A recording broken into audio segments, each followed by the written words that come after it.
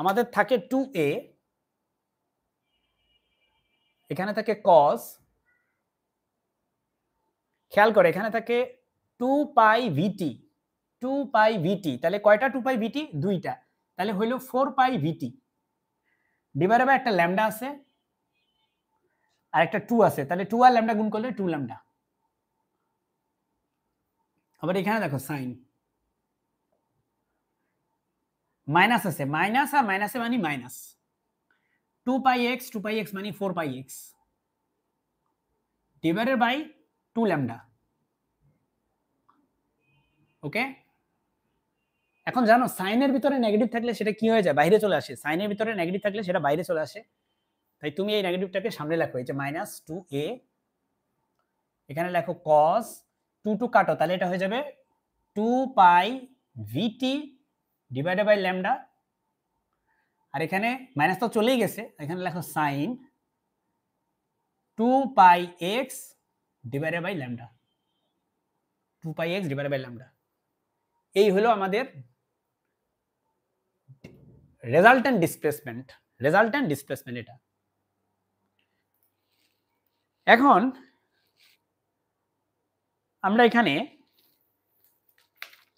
দেখতে পাচ্ছি যে vt মাইনাস x, আমাদের যে vt মাইনাস x সেটা একসাথে নাই। এই যে vt মাইনাস x এটা যেহেতু একসাথে নাই, তার মানে এটা ট্রাভেলিং ওয়েভ না। ট্রাভেলিং ওয়েভের যে ইকুয়েশন ছিল সেখানে তোমরা দেখতা যে আমাদের vt মাইনাস x একসাথে থাকতো। এখন দেখো vt আলাদা হয়ে গেছে, x আলাদা হয়ে গেছে।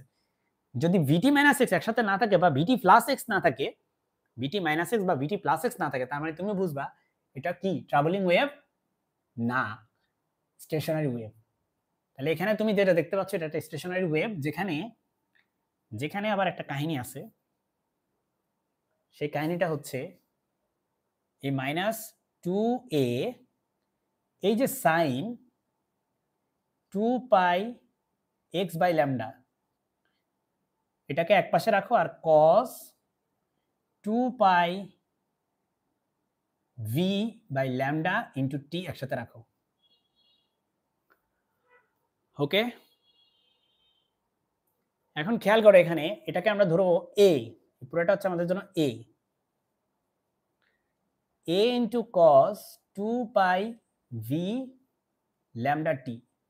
এটা হচ্ছে a মানে হচ্ছে অ্যামপ্লিটিউড, ওয়্যার a হচ্ছে কি অ্যামপ্লিটিউড, স্ট্যান্ডিং ওয়েভের অ্যামপ্লিটিউড হচ্ছে a। ঠিক আছে, স্ট্যান্ডিং ওয়েভের অ্যামপ্লিটিউডটা হচ্ছে a। তাহলে একটু এটা মুছে ফেলি আমরা, চলো ভালো মতো একটু মুছি আগে, একটু ভালো মতো মুছে ফেলি।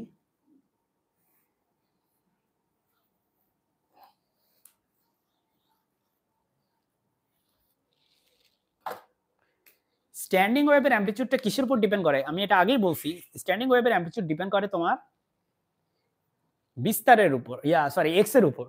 স্ট্যান্ডিং ওয়েভের যে অ্যামপ্লিটিউড সেটা হচ্ছে কার উপর ডিপেন্ড করে? এক্স এর উপর ডিপেন্ড করে।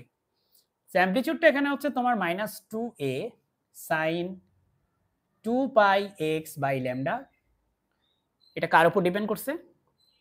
এক্স এর উপর। ওকে, এটাকে চাইলে একটু সংক্ষেপ করা যায়, এটাকে একটু সংক্ষেপ করা যায়।